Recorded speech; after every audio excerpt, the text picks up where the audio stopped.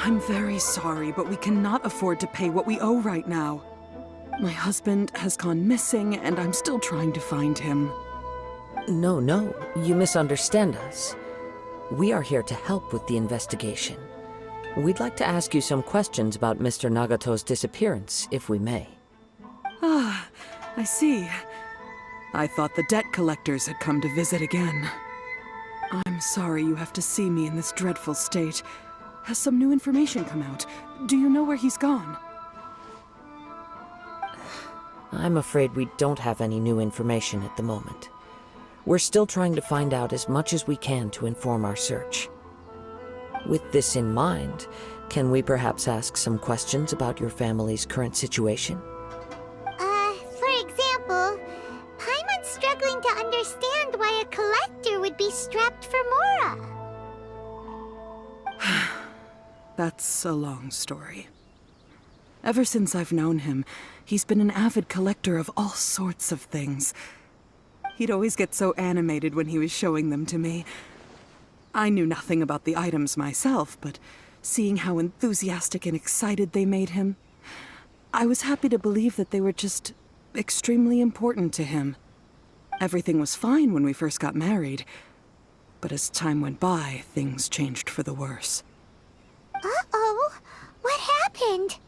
He lost his sense of restraint. He started buying more and more things, and even resorted to borrowing money just so he could pay for them. Our expenses really spiraled out of control when he started getting interested in weapons. It was awful. There were days when he'd spend hours down at the warehouse, admiring his weapons even as debt collectors were descending upon our house. He wouldn't sell them, wouldn't even touch them. Just sat there staring at them like he was in a trance. I'm happy he has a hobby, and I'm willing to support him, but making ends meet has to come first. I've tried talking to him about it so many times, but he never listens. On the last day that I saw him, I gave him an ultimatum. I said, if he refused to sell his collectibles and pay off his debts, I would divorce him and take the children with me. Whoa! And that led to an argument. Actually, it didn't. Generally, he's a quiet man who likes to go with the flow. On most things, he leaves the decision-making to me. You must understand, I never would have dreamed of threatening him with divorce if the debts hadn't pushed our family to the brink. After I said those words, he froze and was silent for a long time. When he finally spoke, he awkwardly mumbled that he would pick out a few items to sell. His voice was so meek and pitiful that I felt an urge to take everything back. But then what? If I didn't draw the line, what would happen to our family? Had I not indulged his bad habits, we wouldn't have found ourselves in such a predicament. And I also don't know if he had actually come to his senses, or if he was simply angry with me. The next thing I heard was that our warehouse had caught fire, and both he and the buyer had gone missing. I see. I understand. Amin Omiyuya came to purchase a weapon from Mr. Nagato. During the sale, a fire broke out at the warehouse, and both men disappeared. At first, I assumed they must have gotten into an argument over the price. But my husband has never been one to negotiate. He never even haggles when he's out buying groceries, so it's hard to imagine him getting into a fierce argument. Maybe he was feeling the pressure from the debts? I don't know. He just disappeared after the warehouse burned down. Perhaps he's too afraid to come home now that all his collectibles have been lost in the fire, and he's got no way to pay off our debts. Even though I'm still a little mad at him, we're a family, and I want us to face our family's crisis together. As long as he's willing to turn over a new leaf, I know we can work things out. Please don't get upset. There could be more to this situation than meets the eye. If collecting things is a habit that Mr. Nagato had his whole life, it is quite unusual for this habit to change so drastically over a short period. But the information we gathered from the other side suggests Ame-no-ma Yuya is also a mild-mannered man who would not be likely to start an argument. This situation is getting a little confusing. A little confusing? More like completely mystifying. Let's try a change of scenery and see if we can piece together what we've learned. Rest assured, we'll notify you if we find anything. Thank you so much. I just want him to come home.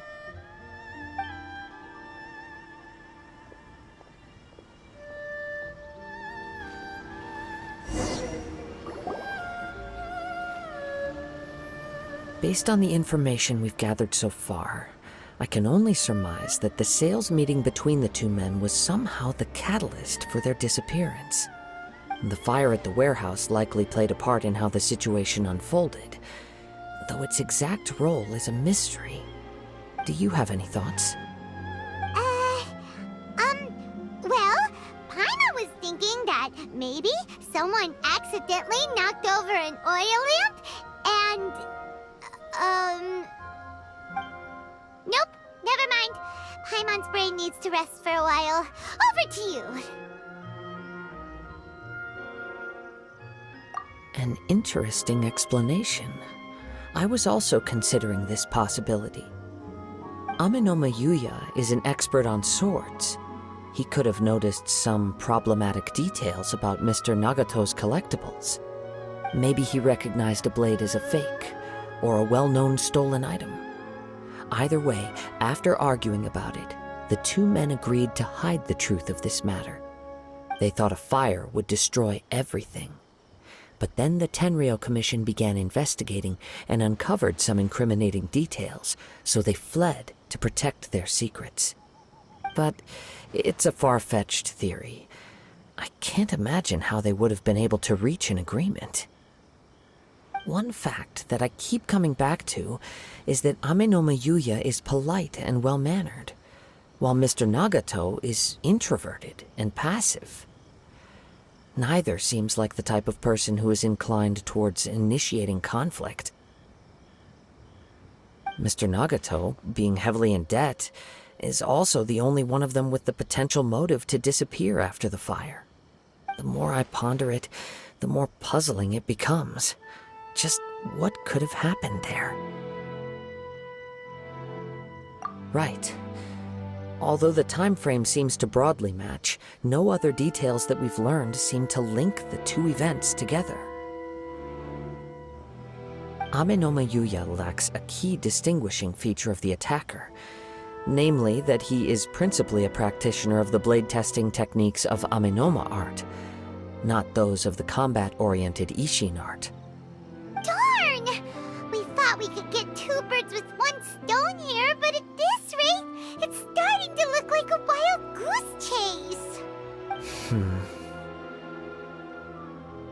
Let's keep going, since we've come this far. If we can solve the case, both Mr. Ame-no-ma and Mrs. Nagato will be able to get some closure. Okay, but where should we go now? Let's head out of the city and check out the warehouse. There's still a chance we may be able to find some shreds of evidence.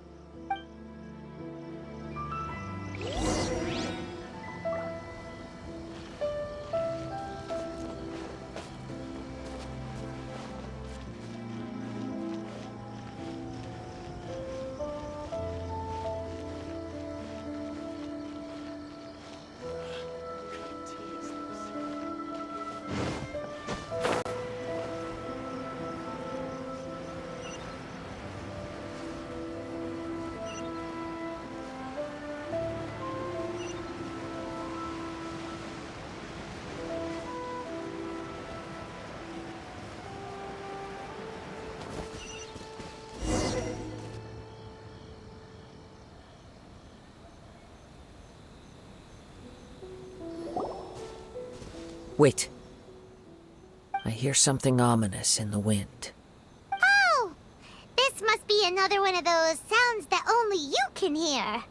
As sketchy as that whole thing seems, you did put it to good use when we were chasing down that vision thief at Beto's tournament, so... Now I'm picking up a strong scent in addition to the sound.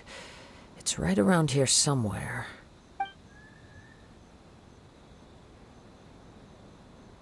But there's nothing here.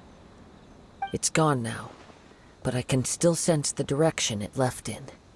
It felt very much like that ancient presence in Inazuma. The remnants of the Tatarigami. Indeed. But this unexpected spring of inauspicious energy may prove to be of benefit to our investigation.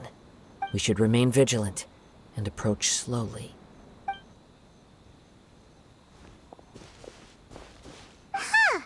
So it's an underground warehouse. The force is definitely coming from down below. The source of the Tatarigami energy has long since left this place, but the residue it left behind still hasn't dissipated completely. Judging from the concentration, I would have to conclude that the Tatarigami source resided here for a very long time. Mrs. Nagato said her husband used to hang around the warehouse by himself a lot. It could well be that he was already under the influence of Tatarigami energy at that time. From what I've been told, Tatarigami does not turn all upon whom it preys into violent monsters, but most will develop a stubborn streak upon being exposed to the Tatarigami's unfulfilled will. Their interests become fanatical obsessions. Mr. Nagato had an interest in collecting to begin with. The influence of Tatarigami could explain why he became an obsessive hoarder, amassing more and more possessions, even as he put himself in grave debt. So what should we do now? Go down and take a look? Step back.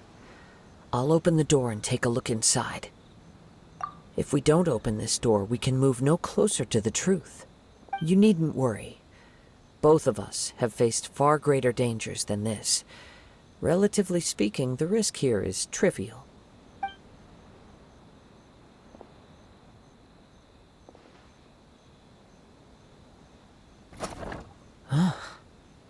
What's down there?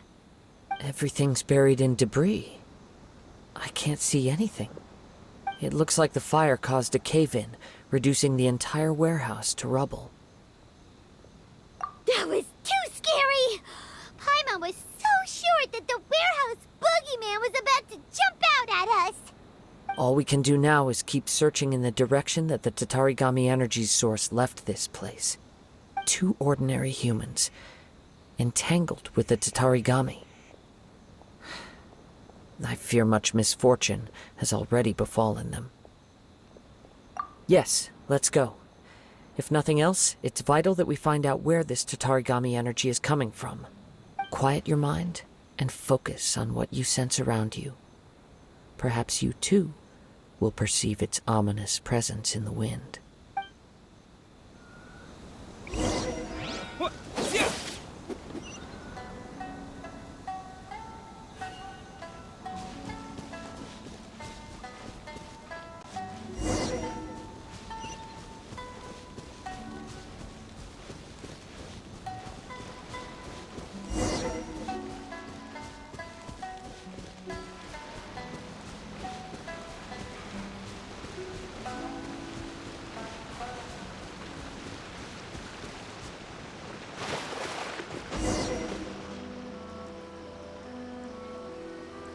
From this point, the trail appears to split into 2. The main source of the Tatarigami energy continued on into the distance, but a small portion remained here and seems to be dissipating slowly. Quite possibly. Let's search the area.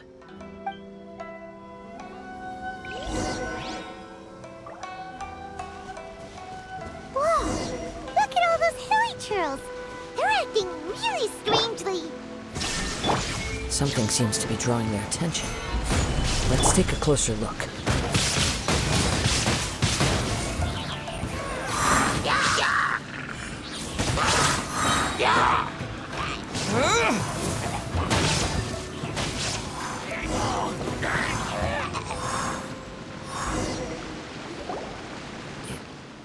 It's...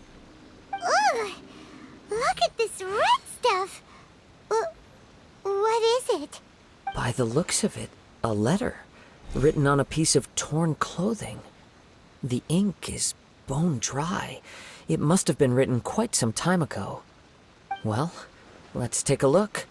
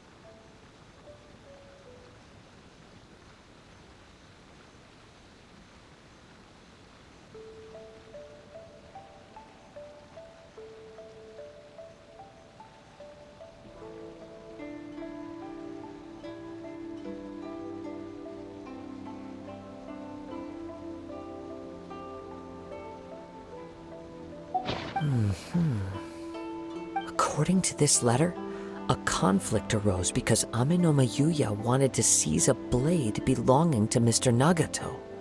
Yuya started the fire that destroyed the warehouse and wounded Mr. Nagato in the fight. Mr. Nagato kept chase as long as he could, eventually stopping here to write this letter when his strength gave out. So, where is he?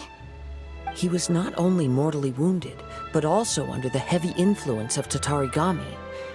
Add to that the fact that its aura seems to have attracted a horde of monsters, and I'm afraid he may no longer be with us.